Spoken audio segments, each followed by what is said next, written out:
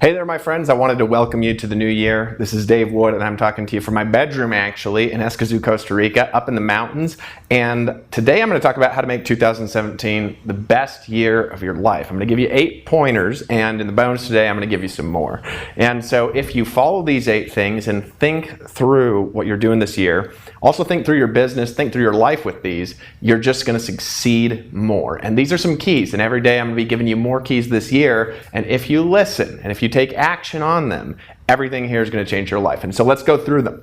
Number one thing that you want to do this year is you want to create a giant world-changing vision. Now, you don't want to just create a vision that's like, I'm going to go make some money, or I'm going to get rich this year. That's not really clear, and it's not really a vision anyways. You want to create a vision that exceeds anything that you've ever done before, because if you create a big vision, and if you set out with the intentions on changing not just yourself, but if you set out with the intentions on empowering people around you, people are going to look at you differently. Does that make sense? So you want to start the year with a big vision that's bigger than anything that you've ever done before. I know I've got my own visions for this year as well that are just gigantic. That's number one. Number two, you want to remember that outcomes is not the same thing as vision. We talk about goal setting a lot. We talk about outcomes a lot in the daily show and also in our members area. But an outcome is not the same thing as vision. What's the difference? Well, a vision is something that is bigger than an outcome, and it has to do with the overall direction of your life. It also is connected to your purpose,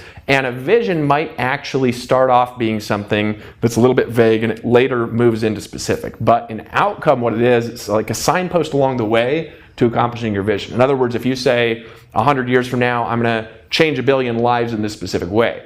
Well, you'd have a lot of signposts and probably won't be alive 100 years from now, and so there's going to be a bunch of things between now and what you want to have an impact on over the next 100 years. And if you trace outcomes back from 100 years till today, your outcome for this next year would actually just be a signpost along the way to your vision. Does that make sense? You want to remember that this year, and you want to create a vision first. That's the big giant picture. Then go back in time, and moving back to now, you want to create outcomes that are signposts between now and the time that you accomplish your vision.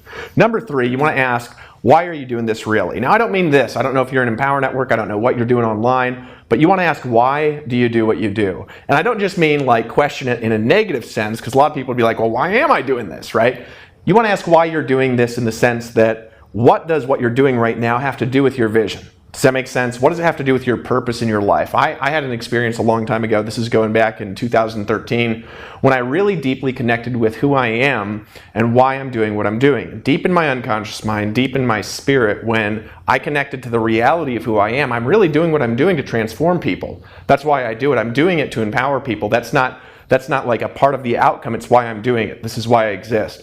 And so what I do is fundamentally connected to my mission and my vision in reality. And so with you, I've read a lot of great books on this. There's books like Start With Why, Discovering Your Purpose. There's all sorts of things that I've read over the years. But the reality is nothing is going to do a better job at connecting with your why than you are. And my question is, why are you doing this? What is motivational about the future that you're creating? And what impact are you here to have on the world? And everybody here is here to have a different impact. You know, I grew up in a religious family, and I remember the metaphor that comes from, way back in time is that in order to have a church, there's lots of parts, and the parts of the church are like the parts of a body. And you can't have a hand without an arm, and you can't have an arm without a hand. Well, you can, right? But it's more effective with both. But you can't have any of it without a head. Right? And so all of us fit into different roles of like a moving body of creation that moves out in the world to do great things.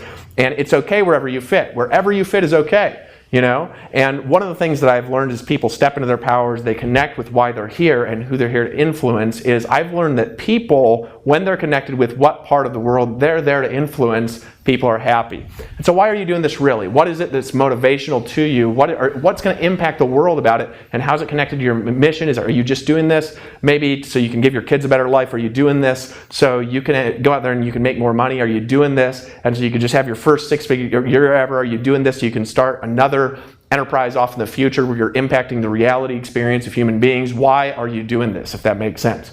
Number 4, this is a great question to ask yourself. It's not really a question as much as it is a statement, but what you want to do is you want to set performance-based milestones for accomplishing all of your outcomes. And so you break your vision apart into steps. Those steps become they become milestones, which are like signposts along the way. And then what you want to do is you want to have performance-based miniature outcomes in between there that you can actually measure. So if you just say something like, for example, a lot of people, I've heard things like this at events when I ask people, when I get in front of a crowd of 1,000 or 6,000 people and I say, what is it that you want? A lot of people, they're not clear at all. It's like, I want to be rich. Well, what does that mean? Does it mean you want to change your last name to Rich? I remember reading a comic about a guy named Richie Rich, right? I don't know what rich means, right? Because rich means different things in different parts of the world. There's some parts of the world that are more rich, and there's some parts that are more not rich, right? It depends on where you're from. In Costa Rica, they might be rich if they're making $5,000 a month, right?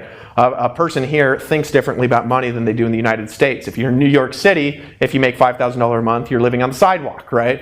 Depending on what part of the world you're in is going to depend on how much money is rich to you. So how much is that, and what specifically is it, and how are you going to measure it? And a lot of people, they set income goals too, but they don't pay attention to how much they're actually making, which actually gets into something I'm going to talk about a little bit later. But the reality is they're like, I made $10,000, but they spent $8 to do it. So they actually made $2, right? So if you're going to have an outcome that's based on a certain numerical figure that you need in order to create something, then you actually want to take in your expenses in accordance to that. So one of the things that I've had experience with over the years is a lot of people online, they say things like, I'm making X, Y, or Z, and they never tell you how much they're spending. And I started laughing actually at one point. There was a point where I made nothing if I didn't make $1 million a month. And so in other words, my expenses were $1 million a month before I made $1. And so when I had people out there and they were like, I'm making $50,000 a month, I was like, dude, I spend $1 million a month before I exist, right? Does that make sense? I remember reading this story where Donald Trump's walking down the sidewalk in New York and he looks at a homeless man and he says, that man is $900 billion richer than me. And his son looked up, he said, what do you mean? He just said, laugh. He said nothing, because he'd lost near $1 billion, right? And so imagine that if you're so far below that you need to go above like that. But my point is, you want to pay attention to all the parts of your reality, because it's not just about making money, it's about keeping money that you make, and it's about learning to be efficient. And the more efficient you could be and the more profitable you could be, the more you can affect things, the more you can change reality, the more you can bend the world around you to be able to do what you want. Does that make sense to you? So this is the next point that I want you to remember, and that's point number 5, and that's to have a fixed outcome, to fixed vision, and to be flexible in your process, right? And you might actually change your outcomes along the way as you learn new things if you have a vision that stretches out like 100 years like I do. But the reality is that you want to have a fixed vision, and you want to be flexible in your process of being there, and flexible in different parts that don't really matter. Too often I see people, especially on the internet, they do things like they get totally, I just heard this weird sound, but I'm just going to leave that in the video. You know what? I see people on the internet, they hear weird sounds and they stop the video, but I just continue on. But the reality is that they take things wrong, right? And they're always changing their outcome, and they're keeping their process fixed. Does that make sense? And so the vision, the thing that they want, always changes, right? But they're keeping this fixed. And so what you want to do is the exact opposite of that. You want to have a vision that stretches out, and you want to be okay with needing to adjust certain things along the way, because that's life. Stuff happens. You need to change things. Market strategies change, right? And if you're willing to change your process but stay fixed on your vision, you will step into that vision eventually, because that's what you're focused on, okay? Remember, fixed outcome, flexible process. Now, this point number 6, this actually comes from the world of NLP, but there's a saying, and it goes like this. It says, there's no failure, there's only feedback, right? Too many people, they think that when they don't succeed, they're failing, but that's like saying to a kid who can't walk yet that they're failing to walk. That's ridiculous, right? If a kid falls down and they hit their head when they're learning to walk, they're not failing to walk, they're learning how to not do it. They're learning how to avoid mistakes. Does that make sense? They're learning by falling. So in other words, whenever you do something that society calls failure, what's actually happening to you is you're learning. Now, if you learn to think like that, you just don't feel bad when stuff happens. It's like, well, I tried that and it didn't work yet. This is a way that I learned to not do it, right? I remember reading a story about the creation of the light bulb, right? And it was like 5,000 failures before he created a successful light bulb. And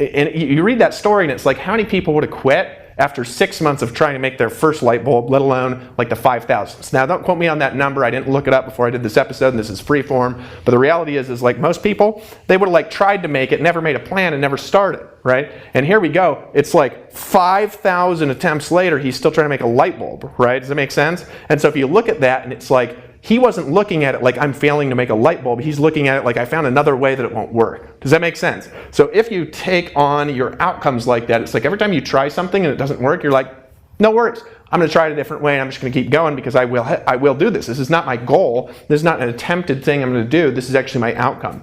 Now, this is what we're going to move into next, and that is how do you actually make your process flexible, right? You take the story of inventing a light bulb or something like that, and somebody's going and they're it's like inventing the light bulb, and it's like it doesn't work like this. Well, you don't keep trying to make it in that same way because you just tried it and it doesn't work, right? Now that's a little bit easier to say with an invention, but if you're talking about a business, a lot of times what people do is they ignore the feedback and they just continue to ram their head into a wall without ever trying anything new. And what you want to do is you want to pay attention to feedback in the marketplace, which would come in the form of paying attention to data, it would come in the form of reading, it would come in the form of paying attention to what's actually happening in the news releases that the big networks are doing about how they're changing their algorithms and how search is changing and how Facebook is changing and the developments and the technology releases that are happening, but also what is working and what's not working, because maybe you're doing something that's working and it stops, and if you stay fixated on it, you'll no longer get your outcome. That has happened to me, and so I'm speaking from experience. So what you do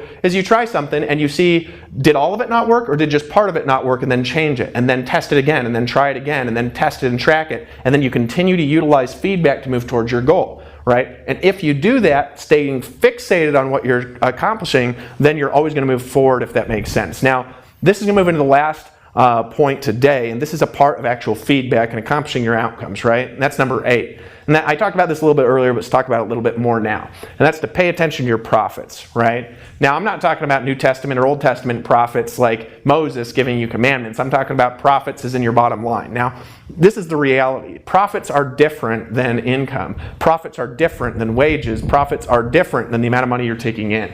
And too many people, they quote that without quoting the actual expenses, which is why there's a bunch of government regulations, which although I don't necessarily agree with because I think it's infringing on people, the reality is that people just don't tell people like what they actually have to do to generate an actual income. They're talking about the gross amount of income that they have coming in. And so people are always quoting their gross income. They're never quoting their net. And I've heard people online, it's ridiculous. I've heard some of my friends even, they've said, I've made $10 million on the internet. And it's like, really? You know, how much of that did you spend? 9.5, right? And so some people have better profit margins than others if they learn to pay attention. But what you want to do as you're building your business, as you're building your life, you want to learn how to have less expenses and more profits, right? And sometimes you need to have more expenses to have even more profits. But whatever you're doing, you want to pay attention to profits because that's also a form of market feedback. Remember, you want to stay flexible in your approach and fixed on your outcome. And as long as you are moving towards your outcome, you actually are not going to move in a straight line. People talk about that all the time. I remember I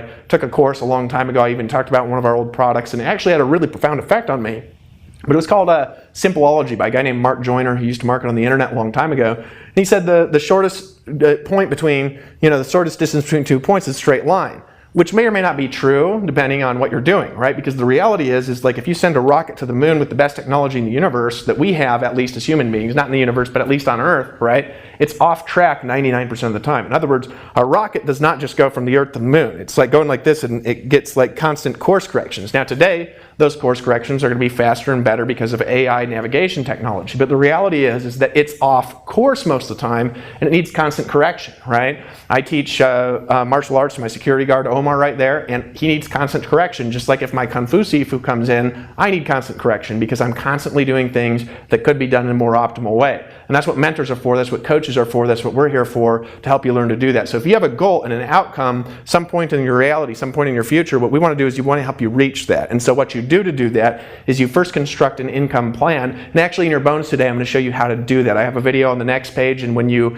put your email in now, I have some bonuses that'll fit into the video that I'm making right now. You're going to get an audio download of this. You're going to get a workbook with some additional strategies.